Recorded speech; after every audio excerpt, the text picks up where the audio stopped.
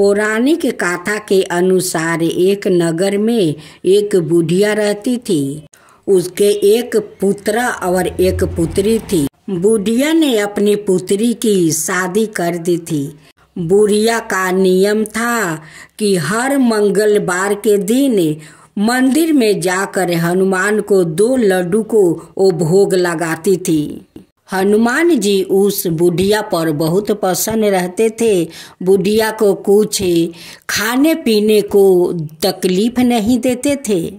एक दिन बुढ़िया के बेटे ने अपनी माँ से कहता है कि माँ, दीदी का बहुत दिन शादी के हो गया, लेकिन आज तक दीदी तो घर नहीं आई। माँ, मैं दीदी से भेंट करना चाहती हूँ। माँ, मैं जाऊँ? माँ कहती है कि तेरे दीदी तो अपना गृहस्थी में जाकर उलझ गई है, हम लोग का भूल गई है। तू वहाँ जाकर अपना दीदी को परेशान करना चाहता है।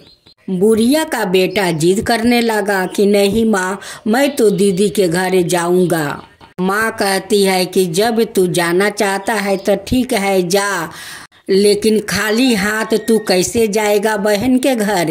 बुढ़िया अपना पति से कहती है कि देखो, मोहन अपना बहन के घर जाना चाहते हैं तो वो खाली हाथ कैसे जाएगा? जाओ, दुकान से तुम लड्डू आन दो। कुछ लड्डू अपना बहन के घर लेकर जाएगा और 2 लड्डू हनुमान का मंदिर में जाकर भोग लगा देगा और लगा कर तब अपना बहन के घर जाएगा। बुढ़िया अपना बेटा को लड्डू देती है या कहती है कि देखे, जाते समय हनुमान के मंदिर जरूर जाना, उन्हें पहले भोग 2 लड्डू को लगा देना, तब अपना दीदी को घर जाना। मोहन अपना दीदी के घर जाता है, लेकिन हनुमान का मंदिर में भोग लगाना वो भूल जाता है और सोझा अपना दीदी को घर चला जाता है। उस दिन भी हनुमान जी भूखे रह गए, उनकी भोग नहीं लगा। अब बुढ़िया तो जानती है कि मोहन तो जाते समय हनुमान को भोग जरूर लगाया होगा। सपने में हनुमान जी उस बुढ़िया को दर्शन देते हैं और कहते हैं कि माई, आज तू मुझे भोग नहीं लगाई, आज मैं भूखे सो गया, आज कोई मुझे भोग नहीं लगाया। बुढ़िया कहती है कि मैं मोहन को लड्डू दिया था कि आपको भोग लगाकर तब वो अपना दीदी का घर जाएगा। जब बुढ़िया का आँख खुली तो दौड़ी दौड़ी हनुमान का मंदिर में जाती है और उनसे क्षमा मांगती है और उन्हें लड्डू को भोग लगाती है। कहती है कि भगवान, आप मेरे बेटा को क्षमा कर दीजिए, वो भूल से लड्डू लेकर अपना दीदी के घर चला गया है, वो आपका भोग नहीं लगाया। जब मोहन अपना दीदी के घर पहुंचता है, दीदी उनकी झोला में देखती है तो उस झोले में ईंटा और पत्थर था, वहाँ पर तो लड्डू नहीं था। वो तो हनुमान जी वो लड्डू के बदले ईंट पत्थर उसमें बना दिया था। आज मुझे उपास रख कर दोनों भाई बहन आराम से लड्डू खाएगा, उस लड्डू को तो मैं खाने नहीं दूंगा। जब उस झोले में उनकी दीदी ईंट पत्थर देखती है तो वो गुस्सा हो जाती है। कहती है कि क्या रे मोहन, तू मेरे लिए ईंट पत्थर लेकर आया है? मोहन कहता है कि नहीं दीदी, माँ तो लड्डू लाई थी, मुझे इस झोला में भर कर दी थी और 2 लड्डू अलग से दी थी कि जाते समय हनुमान के मंदिर में जाकर भोग लगा देना, लेकिन दीदी मैं तो भूल गया, हनुमान जी को भोग नहीं लगाया। उनकी दीदी समझ जाती है कि ये सब तो हनुमान जी की काराधारा है, ओ भाई तो मेरा उन्हें भोग नहीं लगाया, उस लिए हनुमान जी सारे लड्डू को ईंट पत्थर में बदल दिया। मोहन कहता है कि दीदी, कई दिन तो हो गया, अब मैं अपना घर लौट जाता हूँ। दीदी कहती है कि रोक मोहन, मैं तेरा साथ चलती हूँ। दीदी दुकान पर जाती है, वहाँ से लड्डू लेकर आती है। वो जानती है कि हनुमान जी गुस्से में आकर सारे लड्डू को पत्थर बना दिया है, वो तो उस दिन उपास सो गया होगा। मोहन के दीदी आते समय पहले हनुमान का मंदिर में जाती है, उन्हें भोग लगाती है, लगा कर और क्षमा मांगती है कि हे हनुमान, मेरे भाई को क्षमा कर दीजिए, आपको भोग नहीं लगाया, आप उस दिन उपासे सो गए होंगे। मोहन से कहती है कि मोहन चल हनुमान जी से माफ़ी मांगे, तू भोग नहीं लगाया और लड्डू लेकर मेरा घर चला गया, उसी के कारण सारे लड्डू देखे ईंट पत्थर में बदल गया, चल क्षमा मांगे। मोहन हनुमान जी की हाथ जोड़ कर टिक कर क्षमा मांगता है कि हे हनुमान जी मुझे माफ़ कर दीजिए, मुझसे बहुत भूल हो गया, मैं भूल गया आपका मंदिर में नहीं ढुका और नहीं आपको भोग लगाया, इसलिए मैं आपसे क्षमा मांगता हूँ। बुढ़िया अपना बेटी से कहती है कि जब मोहन तेरा घर गया तब तेरा माता पिता को याद आया, और मोहन के माँ मोहन को बहुत डांट लगाती है, कहती है कि तू मेरे हनुमान जी को उपास सुला दिया और लड्डू लेकर अपना दीदी के घर चला गया। मोहन कहता है कि माँ मैं तो भूल गया था, मैं हनुमान जी को भोग नहीं लगाया, आज मंदिर में जाकर उनसे क्षमा मांगा है कि ऐसा भूल अब कभी नहीं होगा माँ, कभी नहीं होगा। आते समय दीदी हनुमान जी को श्रद्धा भक्ति से पूजा की और लड्डू को भोग लगाई, उनकी आरती उतारी, तब दीदी घर आई है माँ। इस बात को सुनकर उनकी माँ बहुत खुश होती है, कहती है कि बेटी तू तो बहुत पुण्य के काम किया है, हनुमान को भोग लगा कर तू बहुत पुण्य कमाई है बेटी। 2 दिन उनकी बेटी अपना महके में रहती है और 2 दिन के बाद कहती है कि माँ मैं अब अपना घर जाऊंगी, मेरा तो संसार है।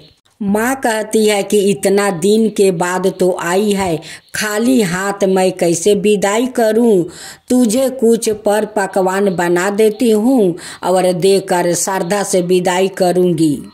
माँ का सार लाई बना देती है और अपना बेटी को देकर विदाई कर देती है।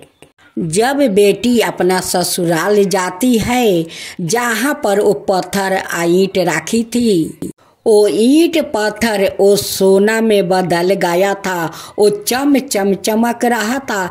जब उनकी नज़र पड़ा उस ईंट पत्थर पर, कहती है कि ये तो हनुमान जी का चमत्कार हो गया, ये तो ईंट पत्थर था, ईंट पत्थर से फिर वो सोना चांदी में बदल गया है। एक दिन मोहन लाया था लड्डू, लड्डू से बदल गया ईंट पत्थर।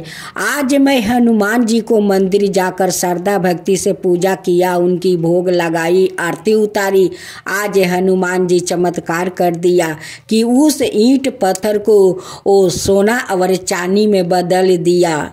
ओ हनुमान जी का बार बार प्रणाम करती है या कहती है कि ये हनुमान आप तो महिमा अपरंपार है, आपका कृपा तो अपार है, आप चाहे तो दुख भर देते हैं, आप चाहे तो दुख हर लेते हैं। मेरी माँ तो आपका मंदिर में हर मंगलवार को जाती है और भोग लगाती है, अब मैं भी आपका मंदिर हर मंगलवार को दिन जाऊंगी और लड्डू को भोग लगाऊंगी, आरती उतारूंगी। यहाँ मोहन का घर में भी कुछ का कमी नहीं था, सब कुछ भरा हुआ था, क्योंकि हनुमान जी का कृपा था। वो जे रोजे 2 लड्डू को भोग लगाती थी, उस लिए हनुमान जी उस बुढ़िया और बूढ़ा को वो रक्षा करते थे, उन्हें कुछ को दुख तकलीफ नहीं देते थे। तो हे हनुमान जी, जैसे आप उनकी बेटी पर कृपा किया, उस बुढ़िया पर कृपा किया, वैसा ही सब पर कृपा करना। ये हनुमान जी सब पर कृपा करना। हनुमान जी की जय हो, हनुमान जी की जय हो। जय श्री कृष्णा, राधे राधे। मेरे प्यारे भक्त जनों, आज आप सुनेंगे श्री राम और एक ब्राह्मण और कुत्ता की खूब सुंदर कहानी। रामचंद्र जी वनवास के बाद अयोध्या लौटे तो खूब धाम धूम से उनका राज तिलक हुआ। बड़े सम्मान के साथ उन्हें अयोध्या का राजा बनाया गया। राजा गद्दी पर बैठने के बाद उन्होंने लक्ष्मण जी को आदेश दिया हुआ था कि भोजन करने से पहले देखो हमारे द्वार पर कोई भूखा तो नहीं है। एक दिन की बात है, लक्ष्मण जी ने श्री रामचंद्र जी से कहा, मैं अभी आवाज लगाकर आया हूँ, कोई भी भूखा नहीं है। श्री रामचंद्र जी ने कहा, दोबारा जाओ और जोर से आवाज लगाओ, शायद कोई भूखा रह गया हो।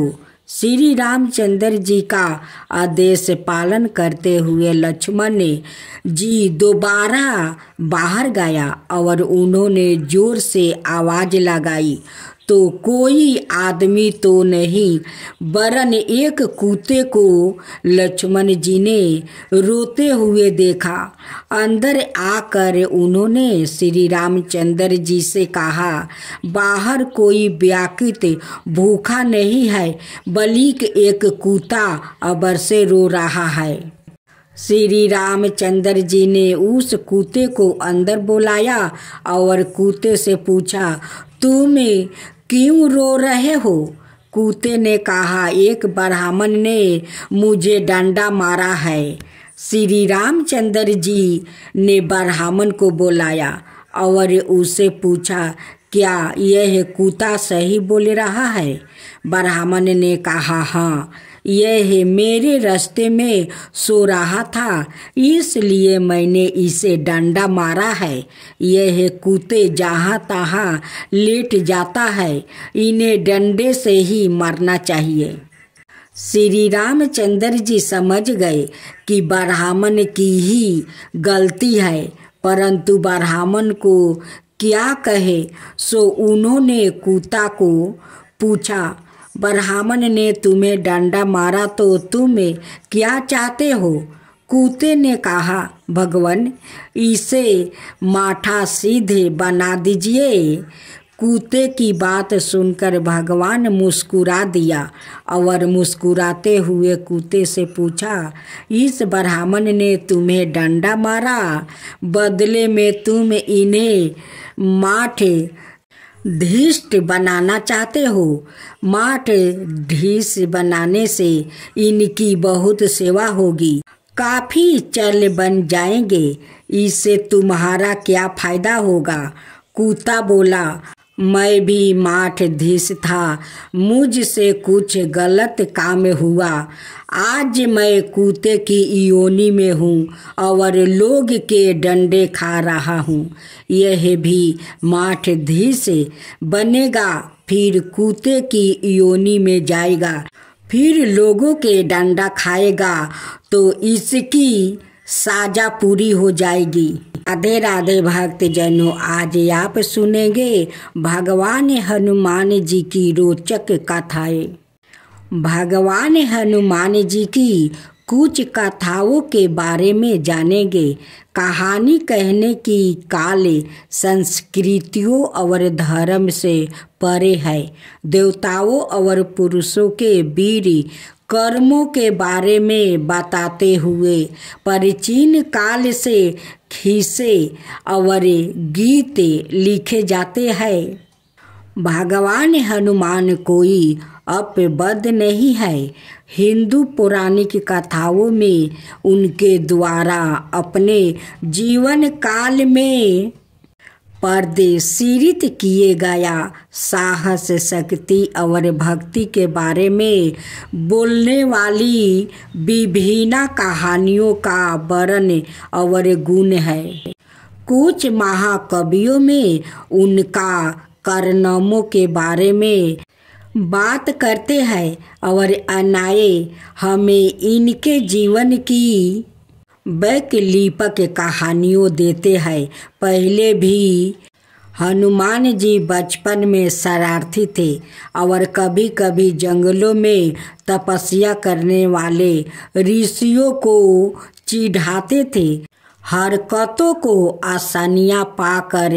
लेकिन यह महसूस करते हुए कि हनुमान एक बच्चे थे, ऋषियों ने उन्हें एक हल्का श्राप दिया, जिसके कारण वो अपनी क्षमता शक्तियों को याद नहीं कर पा रहे थे, जब तक कि कोई अन्याय व्याकृत उन्हें याद न दिलाए कि सिकंदा कांड और सुंदर कांड में शराप पर प्रकाश डाला गया है।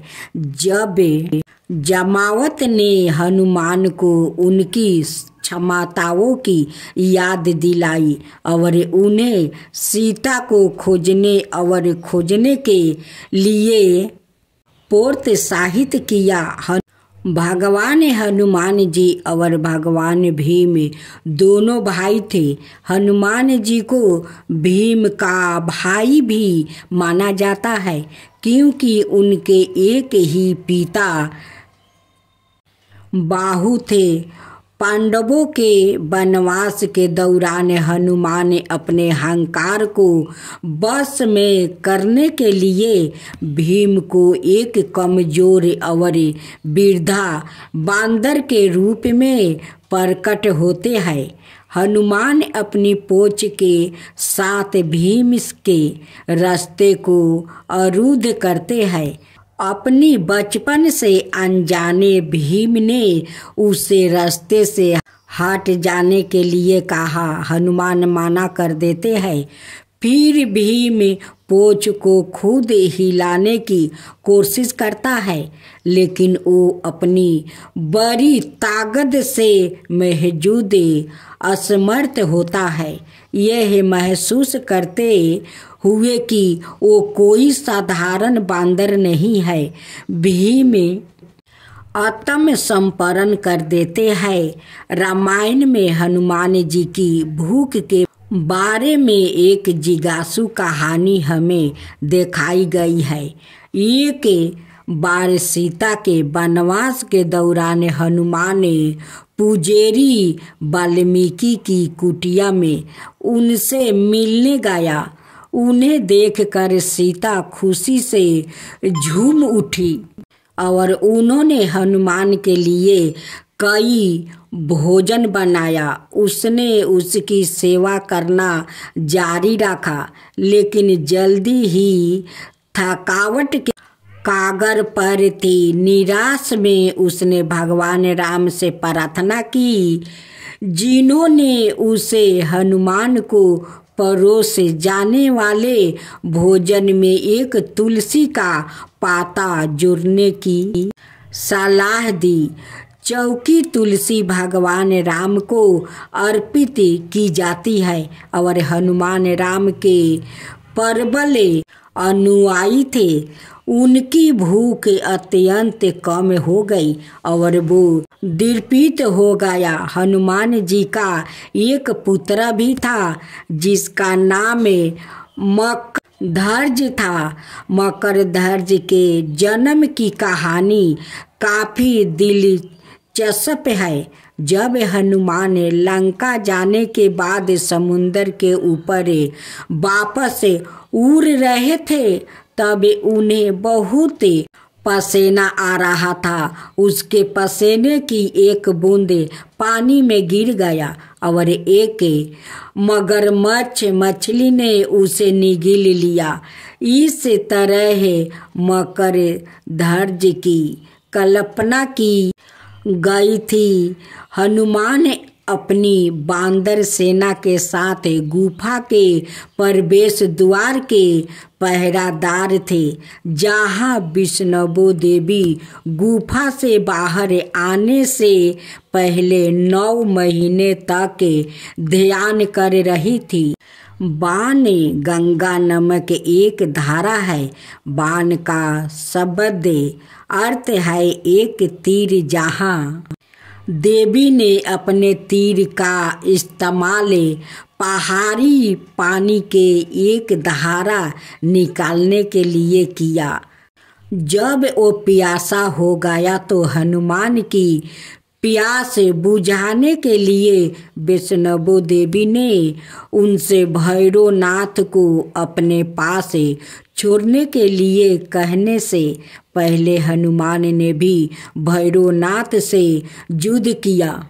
राम की मृत्यु नहीं होगी, क्योंकि हनुमान यम मृत्यु के देवता को राम पर दावा करने के लिए अयोध्या में प्रवेश नहीं करने देंगे।